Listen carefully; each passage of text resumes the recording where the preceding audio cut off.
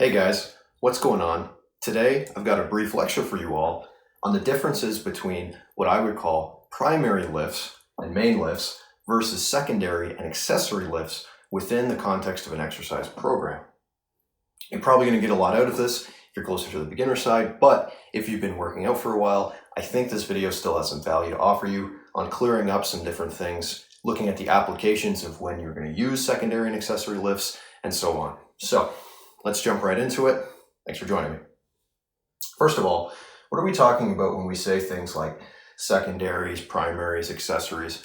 Well, basically what we're looking at is what the focus of your exercise program is and what the supplementation of your exercise program is.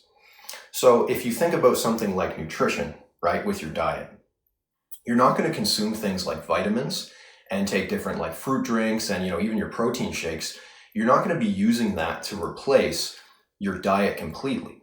Instead, on top of the fruits and vegetables, which you should already be eating throughout the week, it is sometimes helpful to boost that nutrition by adding in supplements in order to reach a level of adequacy, because you may still be in a deficient state depending on who you are and how many fruits and vegetables you're eating. Either way, what the supplements do is they top you up so you reach a more optimal state for the sake of your health. In an exercise program, when you use something like a secondary or an accessory movement, typically you're trying to supplement something that's missing in your exercise program, or you're trying to address a current issue on a key lift, so maybe you have a weak point. But you can't have a secondary unless you first have a primary. So what are we looking at with primary movements? Well, what we know about exercise, right? Looking at compound movements, there are 6 basic movement patterns, right?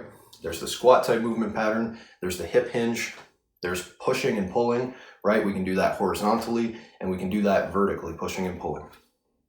So typically what you're going to hear people refer to as primary lifts and main lifts are going to be compound movements. We're going to address that later in the presentation, but essentially they take up the bulk of your volume.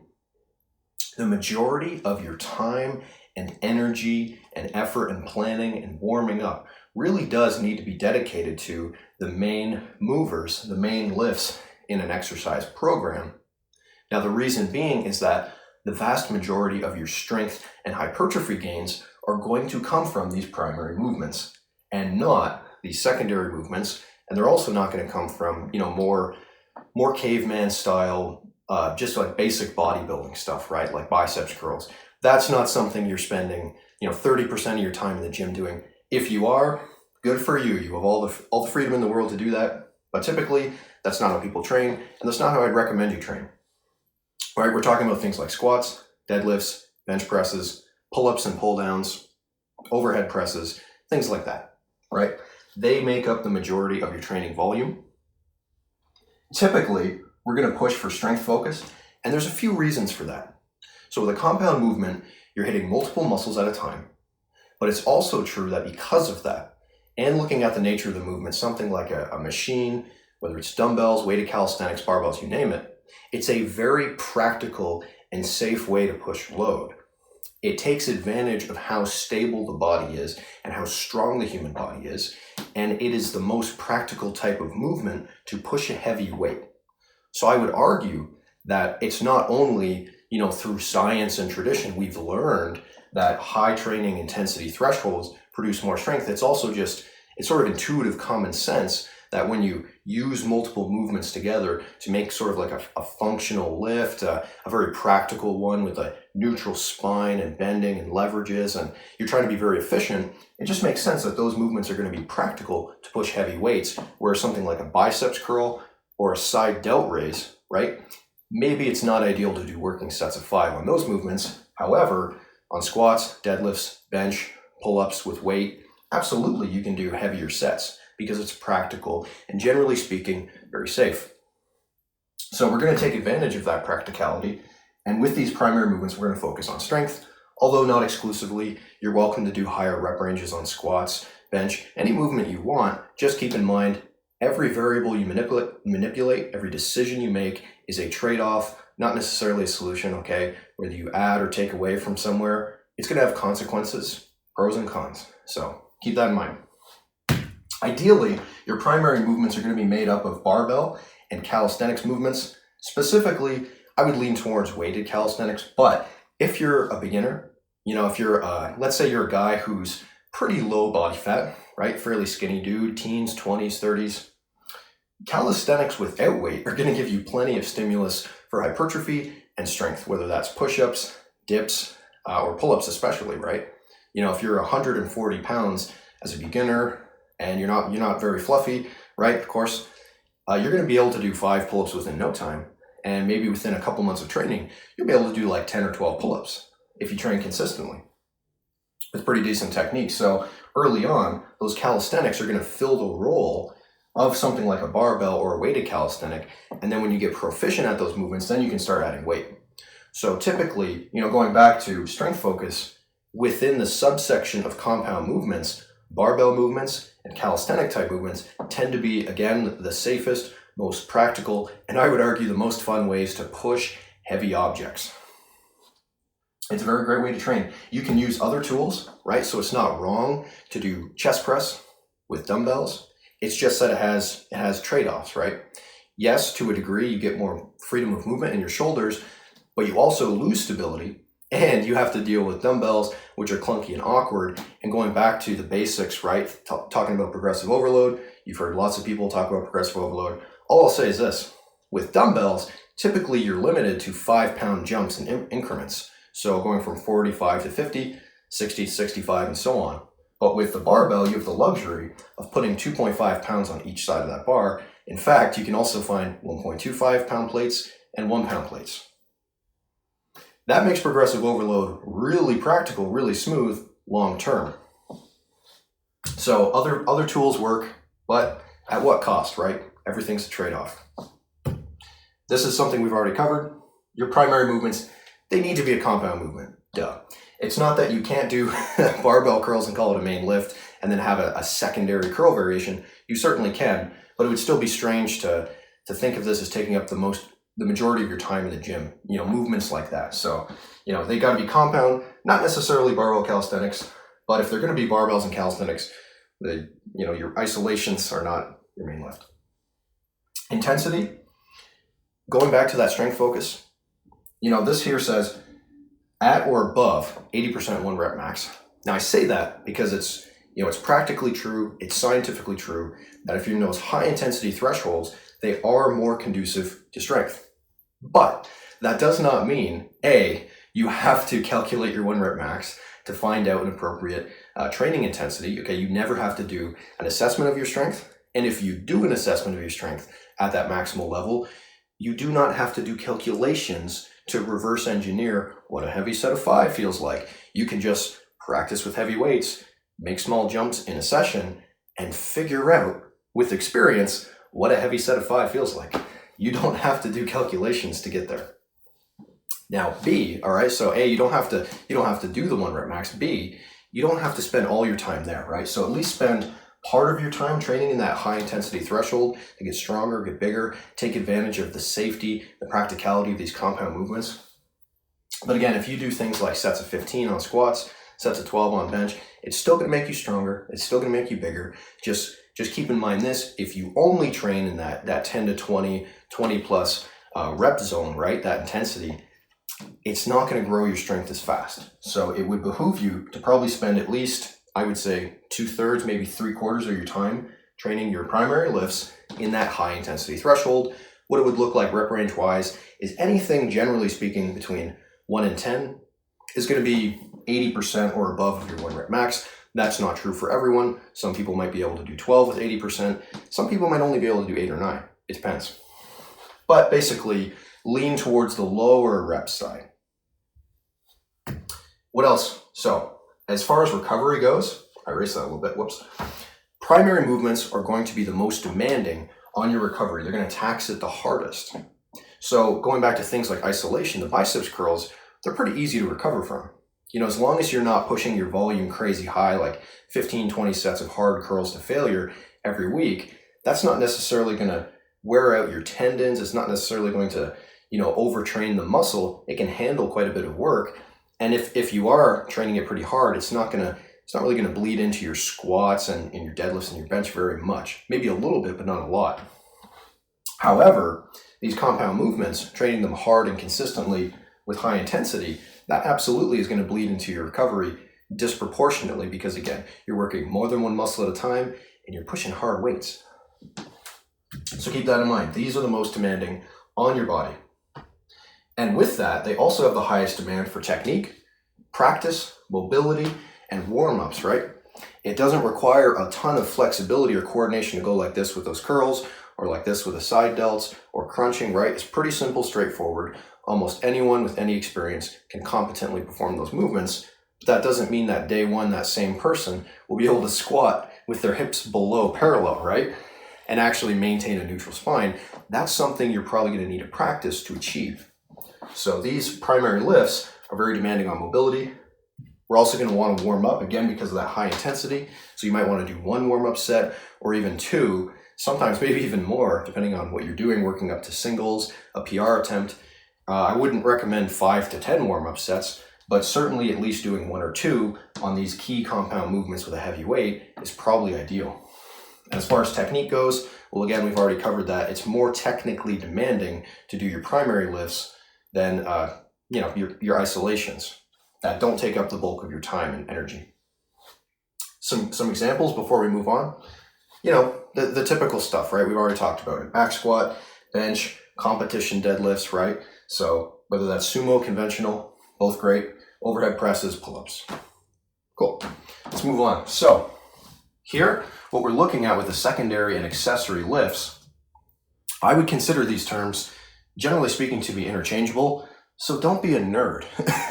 It is perfectly okay if you think that secondary and accessory means the same thing and that's your understanding. Recently, the way I've been approaching this, my perspective is that I have a role for secondary movements and also what I would call accessories. I'll break down those definitions a little bit. What I would consider to be a secondary movement is it's going to closely match what my primary lift is, but I'm going to make it slightly different. I'm going to adjust those leverages. I'm going to use a very, very slightly different movement for the sake of addressing a weakness. On squats, for example, if I want to disproportionately work my quads, it might behoove me to do something like a safety bar squat or a front squat, right? It's a very slightly different variation than a high bar back squat. Overall, I'm still going to be taxing a lot of those same resources. So recovery-wise, it's not necessarily a lot easier. Whereas I would say something like an accessory tend to be geared towards recovery. So again, I'm trying to disproportionately work my quads. I pick that front squat. It's still in the same movement pattern. It's still a compound movement. I'm still probably going to push it heavy. I might go a little bit lighter on the rep range. But again, it has a high degree of movement specificity, meaning it very closely resembles the key lift, the primary lift in that same movement pattern. An important note here, your secondaries should not be overtaking your program. Okay, if you're programming a secondary to address a weakness, you don't need to flip your whole program upside down and just do your secondary movements. Now again, it's your exercise program. So if you like front squats and you switch from high bar to front squat and you're like, this is great, it's blasting my quads, I feel it, more in my upper back, it feels really good to go ATG with it, then you have every right in the world to drop the high bar and switch to front squat. Just keep in mind, you're losing a little bit of specificity. So when you go back to high bar, yes, after a period of time, you will be stronger, but there's still a little bit of an adjustment period. And even what I would call secondary movements, they don't have a perfect one-to-one carryover. You're losing a little bit of something, whether it's gains, muscular, or just practice with technique, it will come back. But if you're going to let these things take over your program, just keep in mind it has consequences. For me, an example would be the Larson press. I was training my competition bench for a while, and then after watching Bald Omni-Man, I saw the Larson press, and the way he explained the benefits seemed good. Now, my concern wasn't necessarily leg drive, which is typically why people would switch out to a Larson press, right? You eliminate the leg drive, you save your recovery resources for your legs and your glutes and your lower back for things like deadlifts and squats. But for me, it just felt so good on my shoulders. I had this crazy pump in my chest. Even when I was doing low rep sets of like 5 to 8, I still got a pump in my chest by the time I'm done set 2 or 3.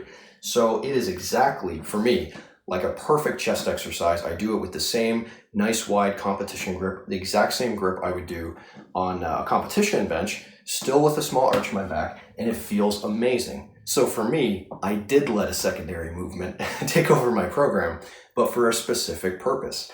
I enjoyed it, it gave me what I wanted, so I swapped out the bench press. You can do the same thing too, but if your goal especially is to improve on competition movements like sumo, conventional, competition bench, low bar or high bar squat, you're going to be losing something if you completely eliminate that movement specificity. So as far as volume goes, secondary movements should be a fraction of your volume. They should not be, half or 80% of your training volume to address a weak point. You could get away with 25%, you get away with 10%. If you're doing 12 sets of squatting a week, you could swap out 2 sets of high bar for 2 sets of front squats. On deadlifts, for example, a great example of a secondary movement for deadlifts, in my opinion, is stiff leg deadlifts. If you're trying to make your posterior chain more jacked, your hamstrings, your lower back particularly, for the sake of being, more neutral spine on the deadlift and having a stronger lockout at the top, SLDL is an awesome movement. But if you're doing, 5 sets, 2 days a week of conventional, all you would really need to do to reap the benefit is maybe 1 to 2 sets in each of those sessions, stiff leg deadlift. So rather than do 5 and 5 conventional, you can do 3 and 3 and then 2 and 2 stiff leg. That's enough to reap that benefit. It doesn't have to take over your program. So again, you can program this many ways. You can have a day 1, day 2, week 1, week 2, or just have the same amount of volume as a fraction each week, each day. That's how I do it, just to keep it really simple, but you can program this many ways. What else? So moving on to accessories, these are going to be a little bit different than the secondary lifts. So what we were looking at here, in my definition, high movement specificity, but you manipulate the leverages to address a specific weakness. That means that someone's stiff leg deadlift better be a good choice for them. Their front squat better be a good choice for them. It may be the case that you're like me on the deadlift. I have a pretty jacked back. I have pretty jacked hamstrings. I've never ever struggled with rounding my back or lockout on deadlift. So right now, my secondary movement on deadlift is a hack deadlift in order to address a weak leg drive. I struggle getting that weight off the floor. So as soon as I get it, boom, like 2-3 inches off the floor, I know I'm going to lock that sucker out. And if that's the case for you, stiff leg deadlift is going to make you stronger and more jacked, but it's not going to address the specific weakness that you have as an individual. So remember, think about that. Not everybody should be training a bunch of secondaries and accessories to begin with, but if you are, we don't all have to train the same accessories, okay? So think about it. What I would call accessories, they have low movement specificity, so they're going to be, either an isolation movement or a little bit outside the movement pattern to the point where it makes recovery easier. So not necessarily not a compound movement, right? Like I would call belt squats an accessory. They're removing the back from this. So to me, even though belt squats can be a great supplement for your back squat competition style because they make your legs and glutes more jacked, because there's no bar on your back, you're losing specificity. If you were to only train 10 sets of belt squats a week, and then, 3-6 months later, you go back to your back squat and you're like, this feels like crap. Well, you completely replaced it with what I would call an accessory. You'd have even been better off in that scenario to try and go back after doing front squats only. So lower movement specificity, typically isolation, but not necessarily. What these are going to do is they're going to allow you to push volume in a manner that is joint friendly. So that could be because they're using less stabilizers, whether that's the lower back on the squat for the belt squat. If it's the bench press, it could be a pec deck machine or hammer strength machine. Those are great exercises for being easy on the stabilizers. You could also do leg extensions to push quad volume without being too hard on your joints. Wall sits, tricep push downs for those short arm pressers. Hamstring curls to accumulate hamstring volume to help improve your deadlift if you don't have obvious weak points. And yeah, essentially, you want these movements to be well within your recoverable volume. So there's a basic concept that people like Mike Israetel talk about: maximal recoverable volume, minimum effective volume. Essentially, the minimum is the minimum amount of work you need to do on a consistent basis to get an efficacious dose of exercise. The maximum is the maximum amount you can do consistently while still recovering. If you overshoot, you're overreaching. You keep overreaching long enough, you overtrain. And if you overtrain, you get injured, right?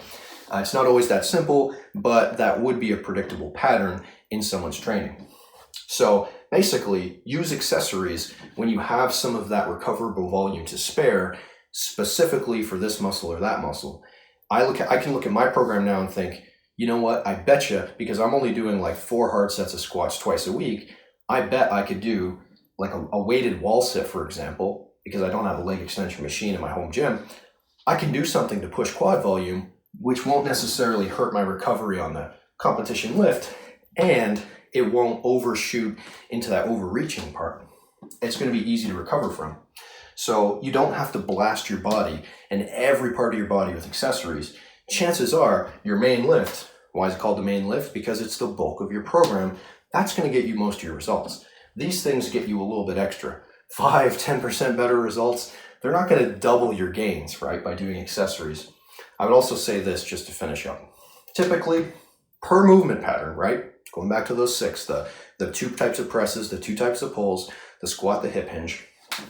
The most you're going to typically need is outside of 1 primary movement for each of those patterns, you might want to have 1, at the most, 1 secondary movement in addition to 1 accessory.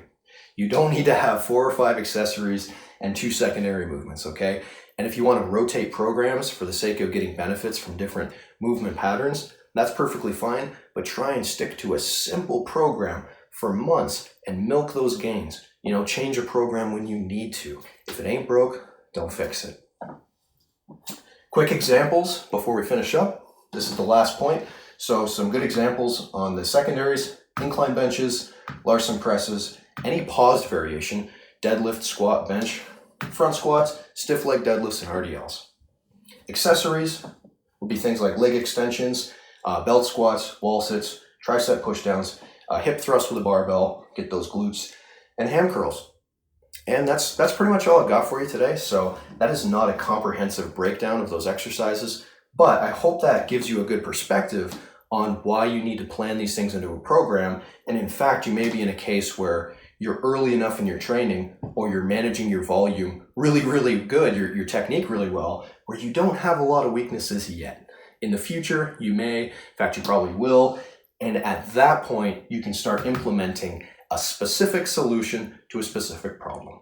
Don't just throw the kitchen sink at it and see what works, okay? Make an informed decision.